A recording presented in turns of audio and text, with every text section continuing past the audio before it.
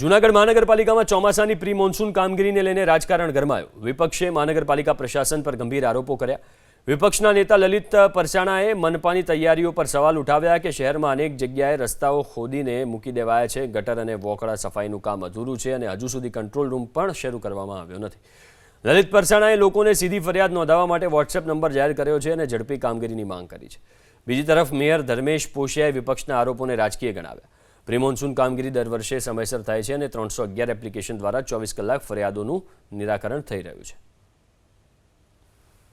આજે જાહેર કર્યા છે કે આ જે નંબર છે એની ઉપર જનતા અમને વિપક્ષને ધ્યાન દોરી શકે કે જ્યાં જ્યાં આવી બધી પરિસ્થિતિ હોય, રોડ રસ્તા ખરાબ હોય, તો આ બાબતે આ જે વોટ્સએપ નંબર છે એમાં અમને જાણ કરી અને જ્યાં જ્યાં આવી પરિસ્થિતિ હોય એમની જાણ કરે તો અમે કમિશનર શ્રી તથા શાસક પક્ષના લોકો છે તો એમને તુરંત ધ્યાન દોરી શકીએ. અમારાથી જેટલી બને એટલી પ્રયત્નો કરી લોકોના કામ તાત્કાલિક પૂરા થાય.